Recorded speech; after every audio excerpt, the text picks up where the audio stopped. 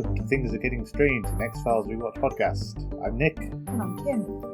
And do we have any news this week? We do not. Okay. No events? No, nobody's advised me of any events. As always, of course, if you do have any X-Files related events, contests, conventions, anything like that coming up in the next year, just feel free to hook me up on any of our social media. I'll happily give you a shout out at the start of this show.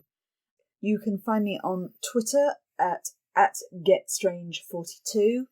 Tumblr is the same username. I'm on Facebook as well at Things Are Getting Strange and X-Files Rewatch Podcast. I can guarantee you'll find us if you just search for that. And on Mastodon at GetStrange42 at universadon.com. Think up. Mulder's still going okay?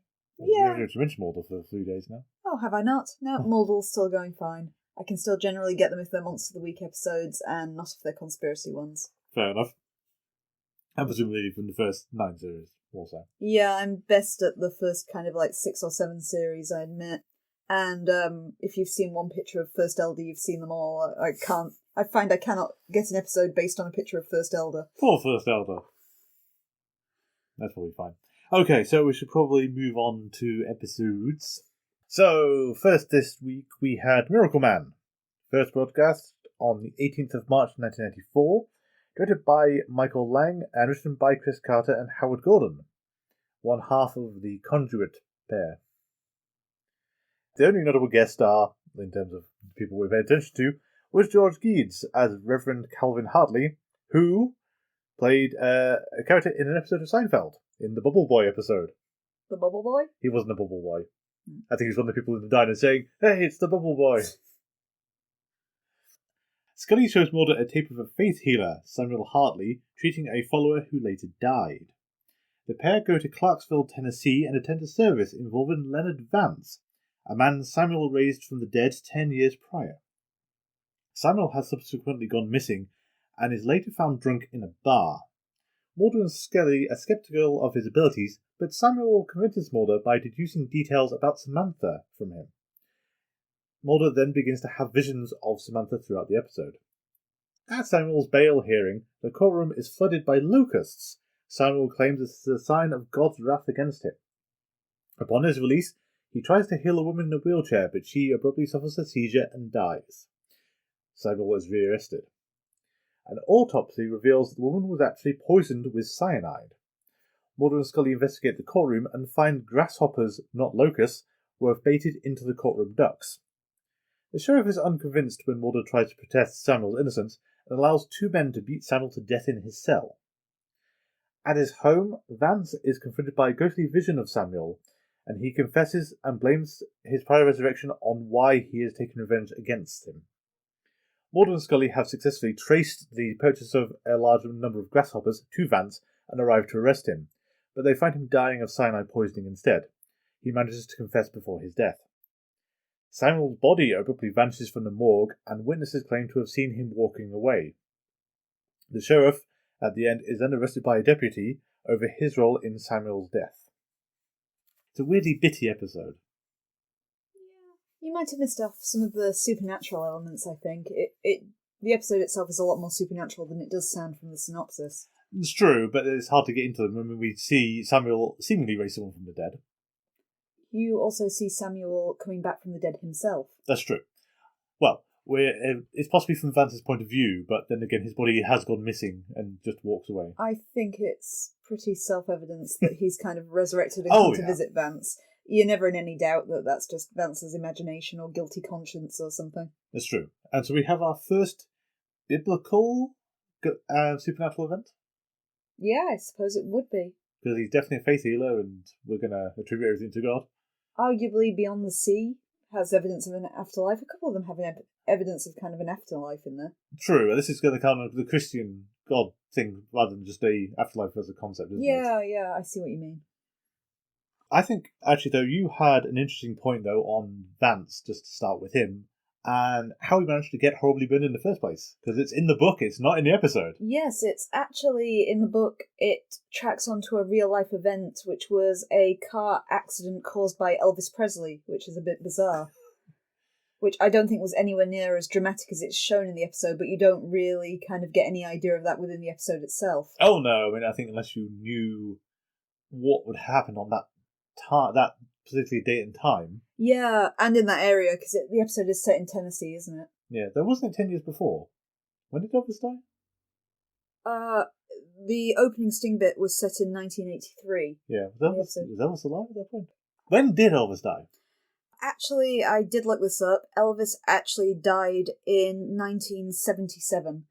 So the car accident itself took place the year before his death, which means it doesn't actually track with the episode, which I guess could be just an inaccuracy in the graphic novel. Not the graphic novel. An inaccuracy in the young adult novel is they just wanted to kind of, I guess, attribute it to this event that would have been in the same area. I mean, it would have been kind of neat to sort of tie that back into it. I mean, we do actually have Mulder invoke Elvis at one point when they go to the sermon. He makes a reference... He says, this is the point they bring out Elvis. There's a reference, I can't remember whether it was in the episode of the novel as well, comparing the preacher's house to being Graceland. I think that's going to be a novel, but I can see what they're getting at. Because it had that kind of look. But I think one thing which these days makes the episode trickier to take seriously is a little thing called Gravity Falls. Little old Gideon. Yeah, little old Gideon, the tent of telepathy. This episode, may have been inspired this episode, or certainly that kind of culture is very prominent. I think it's less... direct. It's not that little old Gideon is referencing this episode No. anyway. It's more that both of them are kind of extreme examples of it, like evangelical Christianity. Although Gideon's little cult is all about psychic powers, it's not about faith healing and things. It's true. I mean, presumably it's just the stereotypes of both of them, but it's really hard to not hear little Gideon every other line. I think it's the southern accents don't help as well, because Gideon in Gravity Falls has a very, very distinct southern states accent. So you're just hearing that again in this kind of episode. Yeah. If only the preacher had also been a used car salesman, then would be really getting the whole effect of this. Calling people by the full names and things like that. Stanford. Well, hi there, Stanford. The kind of more Bill Cipher there. Yeah, it is a little more Bill, admittedly. Going back to Vance quickly as well, though, he's got a real Johnny Cash look to him in the present. The dark glasses and black clothing. Yeah. Then the pretty well disguised scarring as well when you see him on stage. When you see him later on, it's much more obvious. I feel the way you've got Vance dressed as well helps emphasise how badly disfigured he is, though, as well. Yeah, he's wearing gloves perpetually as well. It's kind of almost an Invisible Man look with the really pale kind of foundation-covered skin and things like that. Yeah, that's true. That just kind of make him stand out more than he would, I guess, if he wasn't disguising himself so heavily. Yeah. I mean, he did look, I think you said it was worse than third-degree burns at the start, that you saw him in the body bag very briefly. Yeah, he's just burnt to a crisp. You know, it's the opening sting where Samuel's doing his rise up and heal sort of thing. You just see Vance's hand and it's just burnt black. Yeah. There's absolutely no doubt that he is very, very dead. What is it with the X-Files and burns? Because we've had fire, now we've got this, and... I'm going to guess it's a very easy makeup effect to do. I suppose so. I think one thread, which I didn't touch on in the synopsis, unfortunately, but it's because it's kind of minor and they don't actually make much of it, is the sheriff's wife is a wheelchair user, and she definitely wants to be healed by Samuel, and he won't let her anywhere near it. We don't really do anything with that, it's kind of just there in the background. It's a really sad tangent plot in the young adult novel as well. The YA novel for this one is actually fairly close to the episode. It's not one of the ones that diverges very much. But there are a lot more asides about her and the fact that every time there's a performance, she's just kind of waiting in the car and watching, which you don't focus on so much in the episode, but she is whenever he gets out the van. Is sat there. Because, she's so desperate to go in there and her husband just won't let her. And the episode ends with her realising that not only has she lost her husband in the kind of final scenes of the episode, but she will now never ever be healed and will have this crippling, debilitating arthritis for the rest of her life. Indeed. It just feels like that would have been should have possibly been the central viewpoint of the episode or something. Yeah. It's an odd one, because they haven't... It's never focused on as much as you want, because it's such a sad subplot. Yeah. It does kind of feel that should have been the focus of everything, to draw everything else into it. Mm. A few interesting points are things like the whole mysterious death is odd given there's no autopsy performed, which is Due to religious beliefs. Due to religious beliefs. And I did find it interesting when they actually, Mulder and Scully show up and examine the body, which we've seen them do before, and here we go again, is the townsfolk come out in mass to stop them, and it's like the deleted scene from Pilot. Mm. I think it happens again in the novel for Pilot. You have that scene where the whole town kind of comes out to stop the exhumation. Yeah, and not just the doctor who shouts at them a bit and then just leaves.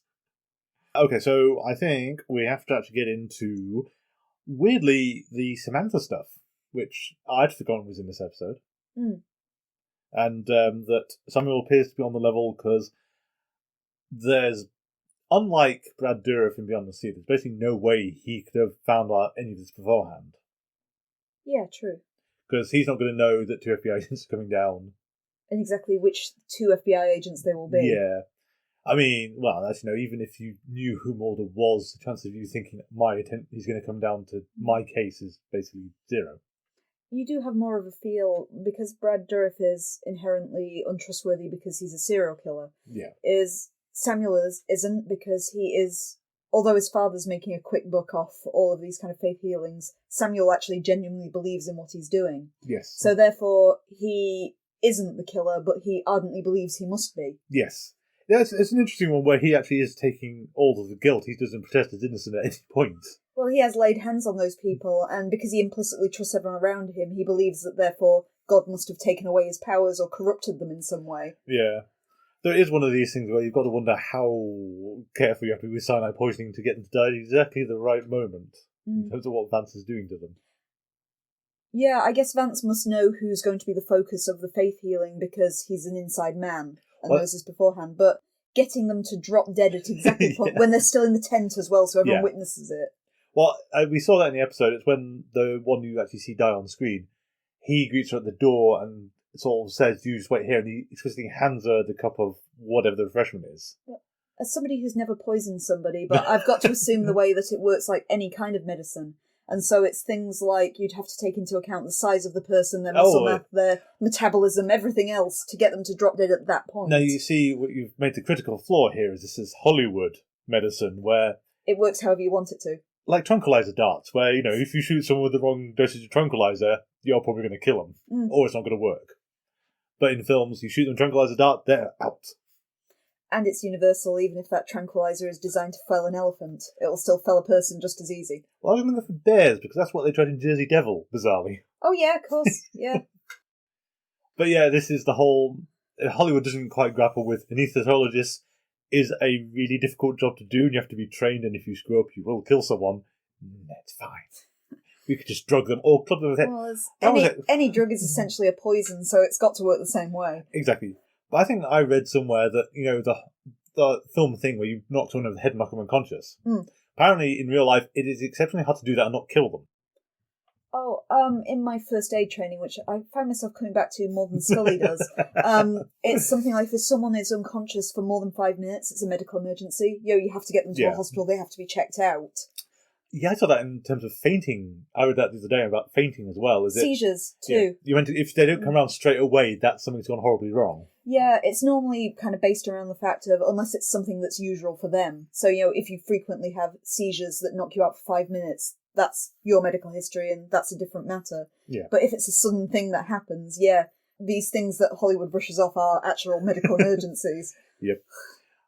So there you are, kids. Don't use Hollywood or TV for any kind of indication of how these things are meant to work.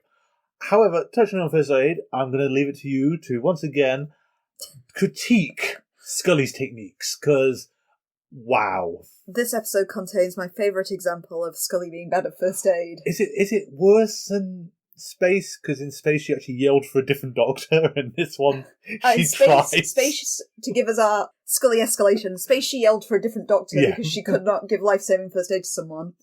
Beyond the Sea, when Mulder is shot, she puts a coat over him. That's true. In this one, you see a young woman sitting in a wheelchair, having a seizure, but still sitting upright.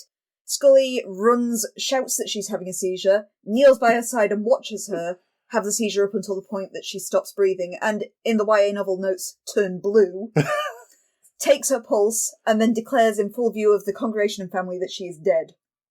So you've got the bedside manner in there as well, because who doesn't want to immediately hear she's dead with no attempts at saving your daughter's life? She's really good at this. There's no effort to get her on the floor, no CPR, no recovery position. Scully just waits to call the death. Yep. Oh dear, Scully. Which, fair enough, she'd been poisoned, Scully couldn't have saved her. Oh no. But unless Scully was the poisoner, she could not have been aware of this. You can at least make a stab at it. And then they kind of sort of emotionally blackmail the father to let them do the autopsy. And then it has a great scene where basically you cut to them doing the autopsy, and Scully is just sharpening knives. I kind of like Mulder's discomfort in that as well. I don't want to keep harping back to the novel. The novel puts this aside as the fact that Mulder was made uncomfortable because it was such a young woman. So that seeing a young woman who's died tragically and now being cut up. But again, he's an FBI agent, he's a professional, but still doesn't have the stomach for Scully's autopsies. Well, I think it's the whole... You have to be prepared for this when you go into this line of work. Generally, as the FBI, you're not going to be in there with the autopsies, are you?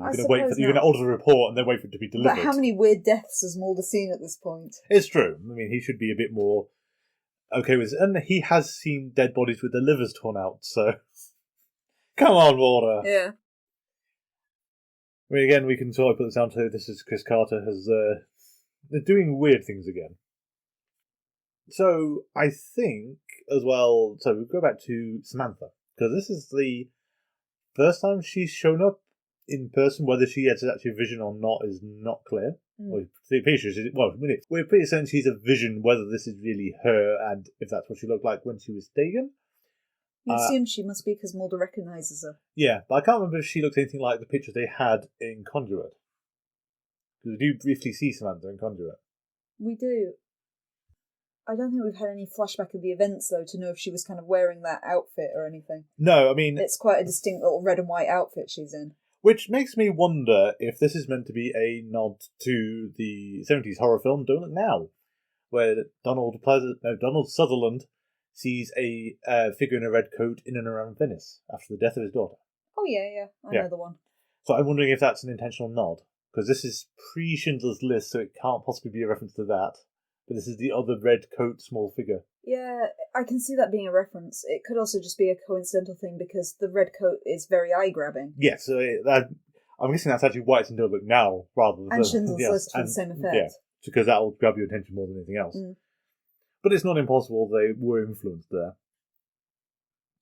I've got some trivia for you with both the crowd of people that we see at the tent and also stopping the body from being exhumed. Yeah. Is that this episode had one of the highest numbers to this point of extras in it. There were over 300 extras required for these scenes. Oh, wow. And because of that, they had to have language coaches on the set at all times, just to make sure everyone's speaking with the same Southern States accent, as their concern was that you'd have all these people that are supposed to be from mostly Tennessee and the surrounding areas, sounding like they come from 15 different areas of America. Or Vancouver. As it was filmed in Vancouver, yeah, I imagine it was harder rounding up people who could do the correct accent and things like that. They didn't do a bad job of convincing you that it was Texas, though, the way they actually shot this one. Tennessee, sorry. They didn't do a bad job of convincing you it was a southern state. They actually handled it pretty well for it being in Canada. To my untrained ear as well, they all sound convincingly like they're from the same place. Yeah. You don't pick them up as being a load of different accents. Of course, I'm English, so maybe they do sound massively different if you are from Tennessee. It's possible. We probably have to touch on some of the religious stuff in the episode again, but I think the one I kind of want to jump to is and they had to cut it down apparently, was the shadow of Samuel when he's being beaten to death and he's in the crucifixion pose on the bars. I presume our purpose of seeing the shadow is it's quite distinct. You get the cruciform image, but rather than seeing him actually being beaten to death in this position, which might have been a bit far. Yeah, it's made me think. Do you remember those church play videos I showed you? Where Marty McFly on the... always ended with an inappropriate crucifixion, the Easter plays. Yeah, but in the Back to the Future one, where Marty does it on the clock face. Mm. Or Jesse, as it was in that version. Jack Sparrow on the mast of the ship. It's sad that these are the kind of examples of Christianity that pop into your head, really. We could say Tony Stark on the girder. Though I did also, on that scene, there was also Mulder shouting jailer, which maybe put me in mind of, is he in the 1500s at this point? we did go through this at the time, that a jailer and is a specific job. Oh, I know. But being in jail is different to being in prison and things like that, so it wouldn't be officer, it would be jailer. But generally you shout guard, though. Again, if you're in a prison, it would have a guard. If you're in a jail, you would have a jailer. Fair enough. But it's not a term you hear thrown around very often. No, admittedly, you don't hear the term jailer much anymore. You do think of it in a kind of medieval setting. Yeah. So but it is still an occupation. Oh, no, I'm not going to that. It's just really weird. Do you want to talk about the bugs? Because we have bugs. I like bugs. Yeah, I got locusts in this episode. You've got locusts. Well, actually, you've got grasshoppers, it turned out. They're locusts. Oh, the synopsis claimed they were actually grasshoppers. That was a locust. Okay, that was a good locust. I credit. Yeah, there is only really one type of locust. For, like, my pets and things, you can buy them quite easily in a pet shop, so I'm not sure why he had to go wholesale for them. But well, he wanted a lot to flood in the pet trade, you call them hoppers. You feed them to insectivore lizards and amphibians. But the fun fact about locusts is that swarm locusts and solitary locusts are technically the same species, but they're raised in different conditions, which is what kind of causes the ones in captivity to not swarm. Okay. So how he got these flipping locusts to swarm is absolutely beyond me, because the ones that you kind of buy usually, will not swarm. That's why they're kind of safe to keep. You don't end up with an infestation of them, even in an area where it would be warm enough for it to happen. They're called solitary locusts for that very reason. Okay, so... But a bit of potato and his went mad. I've never seen my locusts kind of kick up into an absolute swarm like that. He managed it somehow. And that leads them to go and arrest Vance, and, I've just got a note here. Samuel appears to him as a ghost, we assume. Or it's possibly the body from the walk, we don't know. He's got that glowing outline for the first 30 seconds, and then it fades away. And he just stood there. You'd think he'd keep up the bit, really, if he's going to be a ghost. Maybe it was a vision. Maybe he is in that room and then he's projecting an image of himself like he does with Samantha. So you're seeing the glowy, ghosty one, and then when he seems to teleport across the room, it's the actual one. I suppose so. Why you make this much effort, I'm not sure. I don't know. I'm just trying to find a reason why he's glowing in one shot and not the other. And not we forgot to put the effect on that second one. Yeah, given you're basically doing Christmas Carol to Vance here. Pretty much, yeah. I imagine there must be other examples of ghosts doing it, but Christmas Carol's the first one that springs to mind. I was thinking it more in the biblical terms of he's kind of like Judas. And you also have that idea of after he's realised he's done the bad thing and caused Christ's death, he kills himself. Yes. So very much the Judas of our biblical story. And I thought it is terribly, terribly dramatic that Vance dies with a thunderclap. During the cathartic thunderstorm at the end. Yeah. After he poisoned himself. And a few other random details I noted down as well is that Mulder inexplicably has a photo of Samantha in his motel room. Yeah, that's true, he does. He brought that with him to this case. I don't think we've ever seen it before either. No. I'll put a bet now. I don't think we're ever going to see this again. If he does, I apologise, but I would be very surprised. And the other thing, and it's really stupid to focus on this, but the sheriff's house, the sheriff and his wife, who should be a major plot thread and is kind of tertiary at best, their house is a moat. I thought the moat was kind of cool. I'm going to optimistically think it was something like a drainage ditch. Oh yeah, so it looked like it's a case of, yes, I live on the island, but I put a drawbridge across my wife. Wouldn't you if you could? Well, yeah, but generally you want a bigger house than his one, though. My favourite little random comment in this episode that I noted down was that I keep calling it the tent of telepathy. I shouldn't go with the Gravity Falls reference. But the tent of telepathy has the whitest gospel choir I have ever seen. I was actually going to say, it sounds like the bit in Blues Brothers when they go to the church. But they're all kind of white. Middle-aged white women. Yep. Oh, so white. Which I think is a comment I've actually got for the next episode, but for a different reason.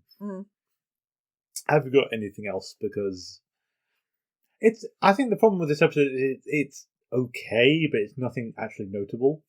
I was reading some of the critical reviews from the time this one came out, and my favourite comment about it was that it's more in keeping for, I've forgotten her name, but Angela Lansbury's character from Mulder She Wrote, to be investigating this kind of thing than Mulder and Scully.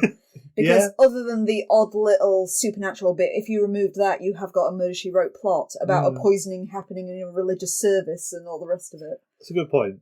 I think, as we are approaching the end of Series 1 of the X-Files, and we will get into this more after last episode, is I think it's clear the X-Files was struggling to identify itself at this point, because they are throwing basically every idea out and seeing what gets traction. Sticks. Yeah. And so this is one of the experimental ones, and so will Shapes be as well in a minute. But I've got to admit, for this episode, I don't dislike it. No, but it's not I think it's great. A serviceable episode. I think the ending has some problems, but that's primarily in pacing. I feel like they wrap it up really fast at the end. Partly wrapping up too fast, and partly Samuel dies so much earlier than I remember him dying. I remember still probably about 2/3 of the way through the episode. Yeah, but I was expecting far closer to when Vance dies. That it feels really odd for the focus of the episode to die that. I just think it's the chain of evidence towards the end is the fact that they investigate the locus, and from that they immediately identify Vance. Yeah. And this is all in the last 5 minutes of the episode. Vance, did you not do any work to cover your tracks? Like, literally anything? Vance himself is kind of an interesting villain, though, as well, because this is just 10 years of resentment have led him to this. And it's not just the fact that he wants to kill Samuel. Indeed, he doesn't seem to have any intention to. That's entirely the sheriff that gets him killed. Yeah. Is that Vance wants to completely discredit and shame him. Yes. And it's all just the resentment because Vance would rather have been dead than have to live so badly scarred. And I think we're going to have to do knowledge of how Christian sins work. He can't kill himself because that's a mortal sin. So he is stuck. Apart from when he ultimately kills himself. Yeah, that's kind of, well, I'm guessing... so he could have done that ages ago and spared everyone all the trauma. I kind of like the religious symbolism at the end, though, of not only Samuel's second coming, but the fact that when he appears to Vance, it's to forgive him. Yes. Oh, yeah, you do actually doing the whole biblical thing. And also apparently got up and walked out the morgue, which is with several witnesses. Which is an very odd detail, really, because I think, presumably meant to be analogous to Jesus rising after Easter, but then again, no one actually sees it happen. People witness it after the fact with Jesus. He appears before people after he does, he's risen. But they don't see. But no one sees him actually leave the cave, I think. Exactly. No one sees the rock rolled out the way. So this is what I'm going for, is the whole... I think that's what they were trying to allude to, but then they've gone a bit closer to the wire than you normally do. True. The other interesting thing about the episode is we get Scully, I think, for the first time actually discussing her religion. Yeah. We already know she's Christian because she wears the crucifix. But it didn't come up in Beyond the Sea at all. No, it didn't. He didn't even really have a very religious funeral because we only really saw the scattering of the ashes and stuff. Yeah. But we kind of see Scully's distaste for what the Reverend Hartley is doing. Is Scully has been raised a Catholic and she does believe in a God and all the rest of it, but she doesn't believe in evangelism. That's too far. Yeah. So we will get on to what Scully does and doesn't believe later, maybe. It's an interesting first step, though. And it's also emphasising the fact that Scully, more so than Mulder, can believe in these kind of unexplained phenomena if they're religious. Yeah. I mean, we have, admittedly, it's a bit of a weird one where Mulder will seemingly believe literally everything until he hits religious as a hard, cross thing of, I'm not going past that. Unless it's Brad Dourif. I don't believe him either. But Mulder believes in this one. He does, yes. He's skeptical. It's as soon as Samuel mentions Samantha. And to be fair, Mulder is not believing in it because he's religious. He talks about like the body as an electromagnetic entity and the idea that you could heal someone if you could manipulate this force. So he's not attributing Samuel's powers to religion. So true. Although I think from the audience perspective, there's no way to argue it isn't religious. No, that's true. From everything you see, particularly the second coming. Yeah. The sparkly white outline. Yeah, your sparkly white outline. But also the fact that you could discount this second coming perhaps as being Vance's guilty conscience. Yeah. Were it not for the fact that people had seen the corpse leave the morgue. In Vance's retribution, my other question is whose faith is being tested in this episode? Good question. You could make an argument for Samuel, you could make an argument for his father. Make an argument for Mulder. You could. Although, again, that's the whole... You have to kind of know he's coming for it to be a test for his... God would know. God would know, I suppose so. If he exists, we don't know in the X-Files universe. No, I think there seems to be some higher power at work in the X-Files universe, but whether it's a god or more likely aliens at this rate, who knows? We've got ghosts, we've had space ghosts. We've had ghosts and space ghosts, and you defied my attempt to tie those together. They don't tie together, Nick. I'm going to try and make it tie together at some point. I've got the red string now, you can't stop me. But anything else for this one? Further to Scully's revelation of her Catholicism, and I also really love her line where she says God will never let the devil steal the show. For a really quotable one. But you also discover what Scully's favourite film is. Yes, he is very fond of The Exorcist. Which I thought was kind of interesting, particularly how many times this series has kind of taken things from Exorcist 3. I think we're going to have to attribute it to, given how wide-ranging it's been and how many different writers, Chris Carter likes The Exorcist. Yeah. I think we can be pretty certain. It's especially Exorcist 3, though. We've mentioned a few times on this show, like Beyond the Sea and other episodes that seem to have taken something from Exorcist 3. Well, it would have been, at that point in time, the most recent entrant. Well, I suppose even now. Oh, no, we've had ones afterwards. At the time, it had only been a few years since Exorcist 3 came out. So yeah, this would have been after Exorcist 3, but before Dominion, I think. Well before Dominion. Mm. But yeah, I do like the fact that Scully, for all her staunch belief in science, apparently her favourite film is The Exorcist. Who knew? Also, Scully is very quick to dismiss Mulder's visions of Samantha in this episode because she's Scully, and of course she would dismiss this. That's very true. But she doesn't liken it in any way to her own visions, all the weird things she saw in Beyond the Sea. Well, I was about to say, it's a bit hypocritical there, Scully. So, it is the dividing line between belief. Is Mulder involved? It's some kind of weird discontinuity. I suppose, as you say, we're still finding our feet at this point, and we haven't necessarily quite got the characterizations down totally. Yes, well, I feel also it's the attempt to break format. You can't have Mulder just believe everything, otherwise every episode is the same. You have to throw in the ones where he flips the script for a change, and then Scully is on the opposite tack. Mm. So, moving from religious murder mystery... Sorry, Mulder She Wrote. Hey! Mulder She Wrote, I like it. That'll be the title. We move to Shapes, which was first broadcast on the 1st of April 1994 and directed by David Nutter. Written by Marilyn Osborne. Guest stars Renee Morisseau, who played Gwen Goodensnake. She will return in the X-Files Season 2 in Anasazi as Josephine Doen. Oh, not as the same character. Not the same character. Of course, we also have Michael Horse, who played Sheriff Charles Scanny, who we know best for every version of Twin Peaks to date, who plays Hawk. Yep, he's in literally every incarnation. I like Hawk. Everyone likes Hawk. No nonsense deputy sheriff. But to my surprise, he was also in Gargoyles. Who did he voice? He was Peter Mazza and Carlos Mazza. Okay, yeah. Him and the Star Trek Next Generation crew. So we round up Twin Peaks characters for Gargoyles as well, Apparently so. Well, it used to be the joke they just drive a minibus outside the TNG set, wait for Patrick Stewart to walk past and bottled everyone else in. And then drove to Canada and got Michael Horse in, apparently. The other guest star of note, and this was one where, of course, I had to do this one, is Donnelly Rhodes, who played Jim Parker. He wasn't in Frasier, but he was in Cheers, which is as close as I can get. He played Leo and was in 6 episodes. I can't remember who Leo is, but no, I'm not sure he was a recurring person. Our cold opening begins on a ranch on Montana, where the rancher Jim Parker and his son Lyle are loading up their shotguns. There is a creature on their property that has been killing their cattle, and the two of them head out to hunt it. Lyle is attacked and badly mauled by the creature, which we see as being a large, hairy humanoid. His father manages to shoot and kill the creature, but when he examines the body, he instead finds the very human corpse of a Native American man, a local Trago Native American by the name of Joseph Goodensnake. Scully and Mulder show up to investigate this killing with the lawyer of Jim Parker present. Jim Parker tells the story but swears the fact that the person he shot was not Joseph Goodensnake. He swears it was a creature and shows the fact that Lyle has claw marks on his chest to evidence this. Mulder and Scully head outside to investigate further. Scully believes that this was not accidental because Parker and Goodsnake do currently have a land dispute on the go.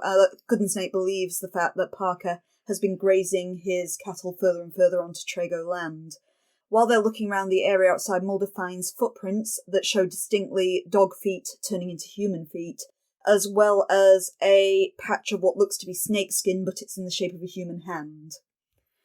Mulder likens this to a similar case from years previously, which was actually the original X-File as logged by J. Edgar Hoover himself, which told of killings in the same area, which wound up much the same way with a beast being shot and then it turning out to be a human being.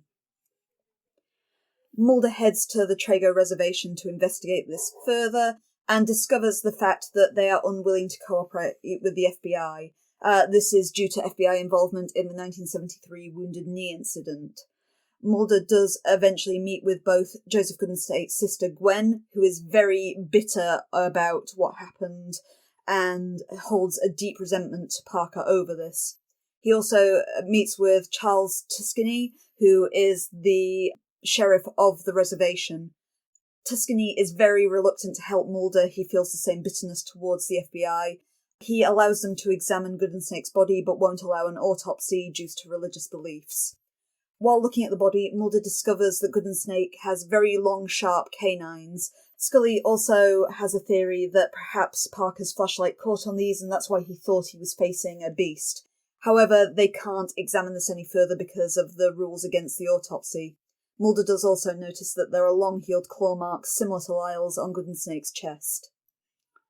The agents attend and watch the cremation. Scully is gifted a bracelet that belonged to Goodsnake as part of the funeral rites. Mulder also tries to question Skaney further, insinuating the fact that there is some kind of werewolfy going on around here, but Skaney will not speak to him, pointing out the fact that it's not an appropriate conversation to have at a funeral. Lyle also shows up to show requests, which causes a fight, because Gwen is naturally very unhappy that after his father has killed Goodsnake that Lyle would show up to the funeral. Lyle very respectfully agrees to leave. Later that night, Jim Parker is attacked on the ranch and killed as he is sitting on his stoop by some unseen creature. When Mulder and Scully are investigating the next day, Scully finds a barn down the property that contains a lot of large animals in cages, including a mountain lion. She also finds Lyle a short distance away in a state of undress, suffering from exposure. She quickly bundles him up and agrees to take him to hospital. Meanwhile, Skaney agrees to take Mulder to someone who can explain what's going on, because Skaney can't ignore this any longer. He takes him to visit Ish, who is one of the elders of the reserve, who tells Mulder about a creature called the Manitou, a legendary creature that the Trago are aware of, that is kind of a spiritual entity that can also have a human form, and basically follows the rules of werewolf lore, that if you are infected by a bite or scratch from the Manitou, every night you will transform into a Manitou yourself, lose yourself in this kind of bloodlust haze, and kill indiscriminately before you return to a human form with no memory of what happened the next day. This will continue every night until you are killed. Ish knows this for a fact because as a child he witnessed a similar thing, which was the original case that J. Edgar Hoover documented.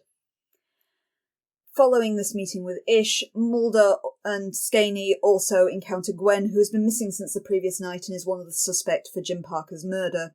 She panics because she did see the werewolf creature attacking Jim on his stoop, and she has likened it to what happened to her brother. Her brother previously did go on a kind of vision quest in the woods, and this is where he presumably encountered and was infected by the Manitou. Mulder tries to get in touch with Scully. He calls the hospital where she supposedly was with Lyle, but discovers that Scully and Lyle have already left and returned home. The doctor does reveal to Mulder that some tests on Lyle have subsequently come back and shown that he has his own father's blood type in his stomach. Mulder at this point realises that Lyle must be the Manitou and the person who has killed his father, meaning that Scully, now that night is falling, is in very real danger, but he still can't get in contact with her. At the ranch, we see that Lyle has taken a turn for the worse and locked himself in the bathroom. Although Scully tries to gain access to the bathroom to help him, While he's in there and out of sight, he transforms into the beast, breaks through the door and attacks Scully. Fortunately, he manages to render her unconscious, but he doesn't otherwise harm her. Skaney and Mulder arrive, weapons drawn, to try and rescue Scully. They hurry through the house and manage to find Scully, but not the creature, until it attacks them. Although Mulder draws his gun, it's Skaney that fires the fatal shot, and once again, as Lyle dies, he reverts to his human form. Scully does not see a lot of this. She believes it's the mountain lion she saw previously that's escaped and somehow got into the house with them, but Skaney reveals the fact that when he was looking around outside, he saw that the mountain lion was still locked up, leaving it in Scully's eyes a mystery as to what actually attacked them in the house. As they are leaving the following day, Ish does meet with Mulder one last time. At this point, Gwen has already left the town. She has nothing left there now. Her brother's gone, and now she's terrified because she's seen that the legends are true. Ish cryptically warns Mulder, saying, FBI, I'll see you in about 8 years. Mulder reiterates the fact that he hopes not, as the two of them drive away. However, we do then hear a wolf howling over the forest scene at the end. Thank you. There are a number of things wrong with this episode. First off, though, this is really our first classic monster episode. That's true. Which is the intention of it, as well as Fox decided the fact that Mulder and Scully needed to fight something that was more a traditional monster, so the writers picked a werewolf. Which, yeah, could have worked. I mean, I'm now realising that we were robbed of Mulder and Scully versus Dracula, Mulder and Scully versus Frankenstein, and Mulder and Scully versus the Invisible Man. There's many series left to come. There is. But, if not like Buffy, Buffy versus Dracula being the opening of season 5. You're going for Abbott and Costello naming again. Absolutely. It's just a shame that if you're at all familiar with how werewolf media works, you know that from 10 seconds in the episode that Lyle is going to be a werewolf. And there's just a lot of messing around before the case of everyone else is on the same page as you, in case of it's him. Well, you have all the bit in the meantime when Mulder's thinking it's genetic, and the fact if Joseph swung that Gwen must be the other Manitou. I know, and it doesn't land because she's not suspicious enough for it to actually work. I suppose your only argument against it is Lyle has very clearly been mauled. Well, when he wakes up naked in the field, it's from that point. But traditionally, it's you've got to be bitten by the werewolf. He's scratched by it, so maybe you're supposed to think at that point of if he hasn't been bitten, he's okay. True, but then we find out that Joseph Goodness Neck was also just clawed rather than bitten. So let's just toss that one out the window. I think the X-Files could do werewolves. It just can't do werewolves this exacting to formula. It's just something weird with them. It is very by the numbers, this episode. The only thing that makes it different is kind of trying to put a bit of Native American mythology in there too. And misattributing it, because I think you found. Yeah, Manitou. This is a horrendous oversimplification of what Manitou is. As far as I can tell, to different indigenous peoples, Manitou means different things. So for some people, and I don't know what the Tragos specifically believe, but sometimes Manitou is like, it literally means something like mystery. It's kind of this unexplained force that runs through everything and can affect everything. So like healers would draw on Manitou to be able to heal the sick and things like that. But to others, Manitou is more of a kind of personal thing. So like it's the belief of, the idea of the vision quest where you go away and you fast and you see kind of spirit animal that informs you something about yourself. Is that creature would be Manitou. That would be like your personal god that's come to impart this meaning on you. Okay. But I could not find anything that said that Manitou was kind of a werewolfy evil spirit that infected people and made monsters. So I feel that is somewhat disrespectful in this episode. Yeah, and it's also unfortunately reminiscent of Twilight. Yeah, that caused a lot of offence as well. The Keluti and the idea taking a creation myth of the Keluti, which happened to have wolves in it, and turning them into a kind of pack of werewolves. It's just kind of playing into that whole stereotype of connection with nature that's so deep and so profound that you can kind of become an animal yourself. Yeah. Which is a bit of a Native American stereotype in old media in particular. Yeah, I suppose the 90s wasn't actually that... It's a bit too close to when they were doing it at the best of times, so... I'm quite glad that the episode didn't go down the kind of noble savage route, though. You didn't have Mulder as the white saviour coming and solving all of their Manitou-related problems, which I suppose is one positive you could say about this. Yeah, had he shot the werewolf at the end, then it would have been falling into that, but at least it was Charlie. It did look for a second that it was him, but it was Skaney who kind of actually shot the werewolf in the end. And I think also you did note in the episode that this is a second mention of cattle mutilations, and last time we didn't get vampires, but this time we've got werewolves. Mulder's evidently learned from last time. But then he should be looking at the children in the reservation saying, looking at you. Yeah, that's true. He wasn't poking around saying, now where are those Adams we haven't seen yet? Yeah. They could all be here, dispersing the population. It's not actually werewolves. We still don't know what Adam looked like. He could be anywhere. He could be anywhere. He's probably Mulder. Come on, let's cut to the chase. It's probably Mulder. Mm. I did find it distracting in this episode that Jim Carter basically looks like Sam Elliott for most of the episode. Sam Elliott? The actor from The Big Lebowski and... yes, I know who you mean. Yeah, he does look a bit like him. Or Mark Twain. Probably more Sam Elliott than Mark Twain. I was thinking Kenny Rogers. Yeah, I could see Kenny Rogers. Again, it's probably our generalisation of Americans once again. Well, it's the problem I have with Game of Thrones where it's an old white guy and then I just lost track of all of them. Yes, your bidded white man racism. I could not tell them apart. I'm very sorry, but... Which one are you? Oh, I don't care anymore. It's fine. Though, despite the problems with the Manitou, it's like they did actually put in the effort of having a convincingly Native American cast for this, because there's the one bit where they go into the bar, and Mulder and Scully are literally the whitest people in the room. Yeah, I did find that we actually got a large number of Native American extras, at least for this episode. Yes. It wasn't just one token... It's not just Hawk. Yeah, Hawk. Sorry, Michael Horse, but, he's never not going to be Hawk, I think. I must admit, I didn't know his real name till you saw there. I just knew he was Hawk in Twin Peaks. Yeah, it's that. I also think, I don't think it's handled gracefully. I mean, it's probably good they mentioned Wounded Knee 1993 and the FBI versus Native Americans. I've got to admit that threw me when I first watched the episode because I didn't know about the second Wounded Knee. I was thinking, gosh, how old is this guy? When he mentioned he was at Wounded Knee. It was just, it didn't clock on me that it would be another incident. I was thinking of the Battle of Wounded Knee. Yeah, well, I think that's what we get taught in school. Yeah, I remember learning about it in high school, but looking at that guy and thinking he could not have been around for the Battle of the Battle of Wounded Knee. No. But, I mean, I think it's probably good as a whole, the standoffish stuff at the start, why everyone's very down on Mulder and Scully, being, first off, white Americans, and also the FBI specifically. Mm. Problem is, you can actually remove the FBI component and probably get much the same effect anyway, just because of how it works. With them being FBI, though, you've also got that idea that I think Skaney touches on once, is the fact that when a white man is killed, the FBI are all over it. Yeah. Whereas he's asked for help in the past and no one comes. Exactly. I also do feel, though, that this whole grudge against the FBI basically evaporates about the midpoint of the episode and is irrelevant after that point. It's just gone. Ish in particular he just drops it. Is really open to talking to him the second time. Yeah. Oh, I understand that you're actually willing to believe our beliefs. You haven't talked to him.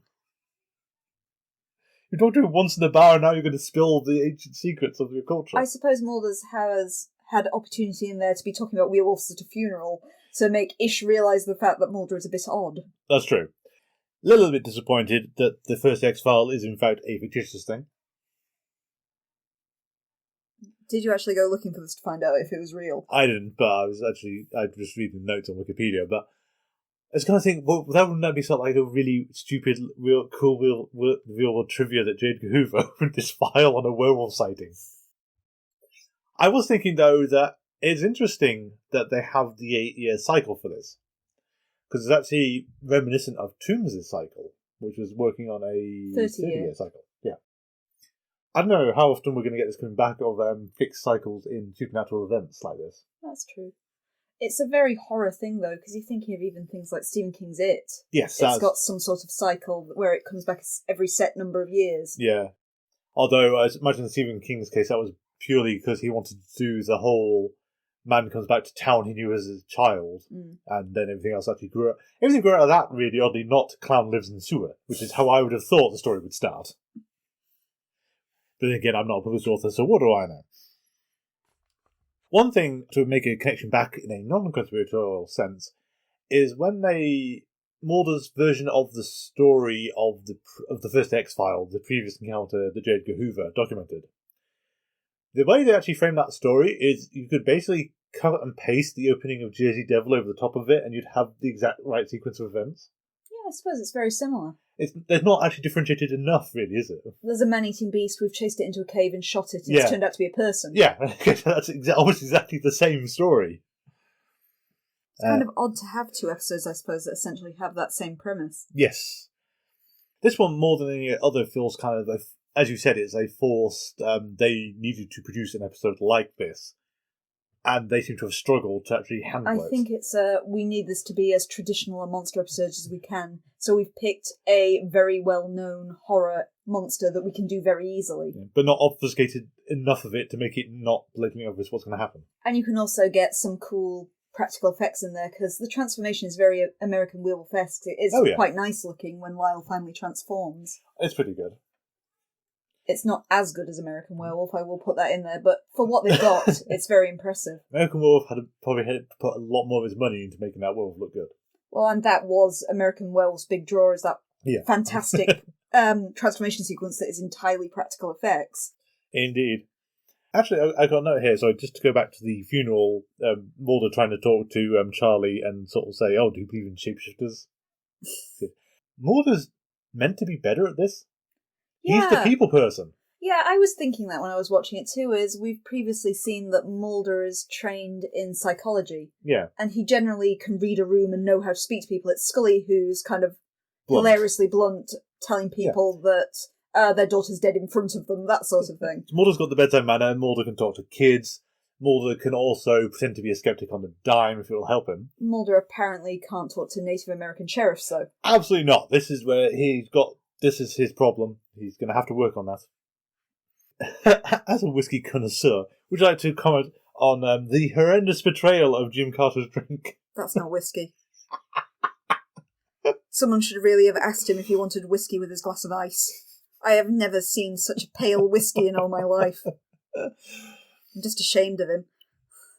And not the, fact that he's just shot a man, of course, but the whiskey, that's the final straw. Yeah, he has. It's one of these it's manslaughter rather than murder, isn't it? I suppose that maybe you could argue he wouldn't have shot Joseph Goodsnake if he'd realised that it was a person. Yeah, I think the implication in hovering in the background is meant to be that I think the episode tries to present him as wholly innocent, but the whole lawsuit thing implies that he's probably not been playing fair the whole time. He's put on a good show for the FBI. But also the fact that, from his perspective, we did see the fact that his son was being killed by a huge, hairy creature at the time. You would have shot it. Yes, that was flicking him around because he was thrown a good, 20 feet or something? Mm. And even you as the kind of viewer got a look at this thing that was huge and shaggy, and I imagine at a shot you would have thought, bear, and shot it. But... And then, again, as we mentioned, it's the proof positive when they find Lyle out in the middle of the field, not wearing any clothes. No one really sort of wonders about what happened there. They just take him to hospital. He mentions the fact that he likes to go out there and think, but doesn't explain why he likes to think naked. It's very freeing, it's very liberating. But, and he can vaguely remember his father on the porch, so, yeah. Interestingly, she did make mention of Beyond the Sea. At least her father passed away recently. When Scully's trying to empathise with him after she bluntly tells him that his dad's dead. Yeah, she's still bad Scully's at this. But she's still really bad at this. But then we've got this slightly wonky sequence of events where Scully and him are allowed to go home. Then they get the blood test back saying he's got his father's blood in him, and the only way he can have gotten that is by ingesting it. It's a good job he has a different blood type to his father, apparently, otherwise we would have been really stuck. That's true. But again, we've also got this inexplicable, I can imagine that maybe cell phone service was actually pretty bad. Because they're in the mountains as well. And we are also talking early 90s when reception would have been far spottier than it is these days. Again, people not calling mobile phones again. I did like the fact, though, is in terms of making it threatening, we've excised the full moon component of lycanthropy. It's just nighttime. It's nighttime, so it's going to do it. Scully, though, we only have to have words with your animal identification. I know the lights are off, but I've never seen a mountain lion punch through a door before now. While standing on its back legs. Yeah, and just scrabble at you while you fall unconscious. No! I touched on it in my synopsis of the episode as well, but I love the fact that this creature is bloodthirsty and as indiscriminately mauled everybody else but Scully as plot armour. Oh, yeah. So it kind of bursts out the door, knocking Scully out temporarily as it does so, and then leaves her alone, as no wild animal would ever. Yeah. Again, I kind of like, it'd be a very different series, but, most of the way through Series 1, Scully's infected by lycanthropy, and this becomes the quest for the rest of the X-Files. It's going to be like Dark Shadows with Barnabas. Yeah. Is that every episode you'll be everyone at peril, and then suddenly night will fall and Scully will just eat whoever's attacking them. Yeah. This I don't actually think this is a good idea at all, but this could have been how the X-Files went. Could still be the twist. That could be what we find out. Series ending that Scully was a werewolf these last 3 episodes. You mean in Series 9, which is the implication of the 8 years later? Oh yeah, 8 years later. So Series 9. Series 9. We will realise that Scully is now the Manitou. Yep. Not why it's sure it's taken her that long to get there.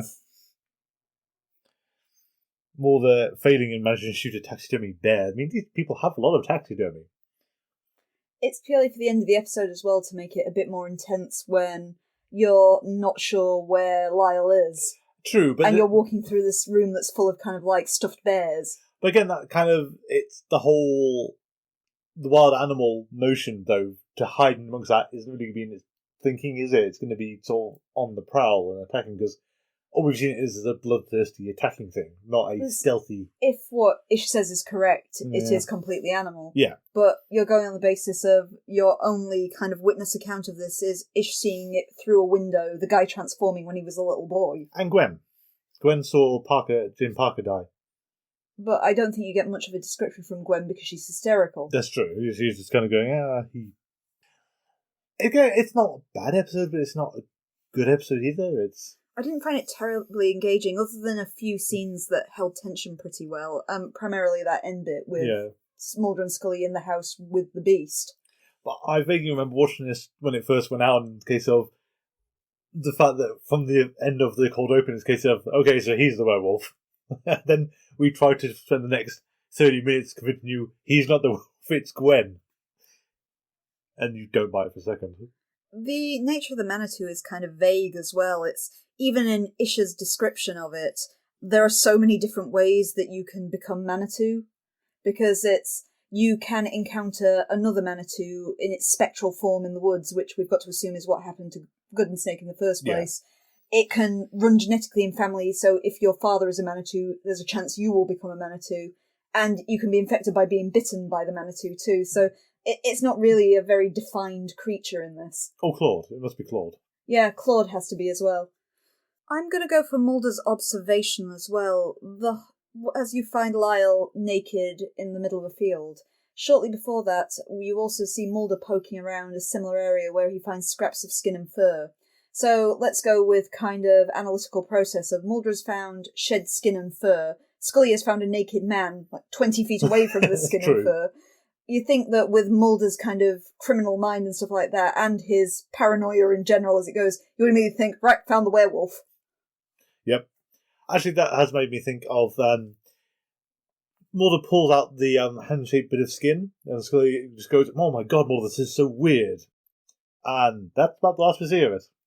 You'd think Scully would have more of an explanation for this, so I can imagine her say things like, well, Mulder, there are skin conditions such as harlequinophosis, and kind of going down this basis and pulling something out of the bag like that. Yeah, but no. Some obscure medical condition that would cause you to shed your skin.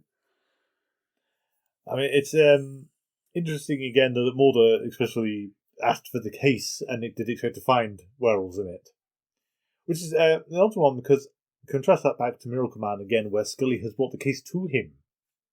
I should have probably noted that in Miracle Man actually as well, as Scully says, oh, they're looking for medical doctors. It's like, you're the only medical doctor in the FBI? I'm guessing it's a case of, hey, Mulder about this one. Also, I've always wanted to go to Tennessee. Yeah. I mean, we are going to, I think we have to try and do it a bit more carefully, but they have bounced all over the country already. Some of it's at their cost, because all the EB stuff must have been out of their own pocket. Mm. But this one has been on the FBI's dime. We will note the fact that I have to assume, based on what I see in the X-Files, that the FBI has no field officers. Except for the ones when they do. Except for when they do, yeah. There are no field officers, so we legitimately have to send these 2 agents all around America. And no other medically trained doctors. No. Some of the other episodes made a bit more sense because you had things like Or Squeeze, where it was brought to their attention by someone that Scully previously knew. Also, it was like literally down the road, though. They weren't going far. Yeah, that's true. But you've had a couple like that where Ghost in the Machine as well was somebody that Mulder already worked with. Yeah. You know, they're helping out even though it's not thought to be an X-File at that point because of their connections. This episode, it's just Scully volunteering because she's desperate to get out of the office, apparently. Yep. Based on what Ish tells us about the Manitou as well, Lyle doesn't seem to kind of meet the profile in any way. Ish tells us that over the course of your day, the bloodlust rises to such critical levels that when it gets to a certain point, you'll transform into this horrible monster. That's a good point. But Lyle is so calm. Even up to the point he transforms, he's very, very calm, doesn't seem aggressive, doesn't seem short-tempered. Just out of it. He seems a bit out of it, a bit maybe floozy. But he's kind of the same kind of nice, mild-mannered, quiet person he is at the very start of the episode, right up to the point he turns into this bloodthirsty monster. So where's this rise in bloodlust coming from? I suppose you're going to have to take it that Ish is relating the legend, which has been warped from what actually happens, because he wouldn't have seen it, because he only saw the transformation when he was younger. He didn't see the whole build-up to the day. So presumably, that's how the legend runs, that the bloodlust comes until it bursts out of you as a werewolf, but in actuality it's a case of it waits till nightfall and then you just... It's just a natural cycle. Yeah. It's another weak point, not really a weak episode, unfortunately. You also have another prime example here of Scully did not see. Or apparently here, because even though Lyle is making a hell of a lot of noise when he transforms, that bathroom has the best soundproofing of any room I've ever seen. Yep. Well, it's also... Scully, please run me through this series of events. So, you watch Lyle go into the bathroom, he locked the door, you try the door, then a mountain lion bursts out of the bathroom and Lyle evaporates. What do you think happened? The mountain lion got in through the window, entirely ate him, bones and all, burst out and attacked Scully. No, not Scully unconscious, and was so full of Lyle it didn't eat her. Then why did the dead body show up? They find Lyle's body. Well, if Lyle was riding the mountain lion at the time it left, or the mountain lions burst out, knocked Scully, and dragged Lyle down the steps with him, and they just didn't notice him till then. Or it's like Red Riding Hood, where basically eating it whole and then he regurgitates it afterwards. Yeah. There you go. And then the mountain lion body evaporates. Magic mountain lions. They have them in Montana. Okay. Scully, I don't know how you squared this one away. I mean, the other ones you've had a plausible deniability bit. This one, strange credibility for what the alternate explanation is. She's not a zoologist. That's true. However, she's done it. Can you imagine trying to read the report of this episode in case of... And then I was knocked out, and then I think a mountain lion attacked me, but apparently it was outside still, and then the sheriff shot the boy, and the mountain lion corpse was there, and can I please be transferred to a different department? Could we try the argument of Lyle contracted rabies that seemed to gestate admittedly very, very quickly, but that's why he went into a frenzy. There never was a mountain lion or a werewolf. She was just attacked by a crazed Lyle. Who turned out to seem to be a furry. I think he's going to make that one fly. Who may have also been furry, And then he sort of set fire to his costume when they shot him, and it burned away clean. I do want to know as well, based on the fact that Mulder found these scraps of fur earlier in the episode, is whenever they shoot someone, they just revert immediately to human form. Yep. But they don't do the whole skin shedding thing. No. So you'd think that Lyle's human body would be lying there in an immense pile of shed fur and skin. You can't have that. It makes it too obvious what's happening. As if this episode wasn't obvious. His fursuit disintegrated around him. Yeah.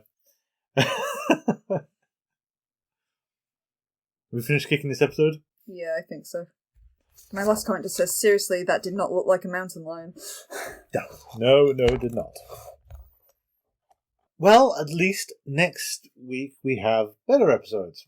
I'm guessing it must be Darkness Falls and Tombs? Yeah. So, Darkness Falls, a Monster of the Week episode, and Tombs being the follow-up to Squeeze. Da-da-da-da. Our first follow-up episode, I believe, there. Our first follow-up episode, yeah.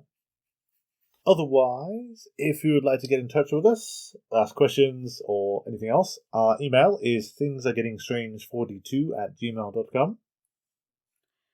To reiterate what I said at the start of the episode, you can contact us on most social media. On Twitter and Tumblr, our username is GetStrange42.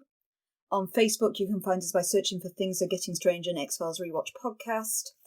And on Mastodon, we are at getstrange42 at universadon.com. Our intro music is Envision by Kevin MacLeod. You can find that on incompetech.com. It's licensed under Creative Commons by Attribution 3.0. Thank you for listening, and until next week, they're watching.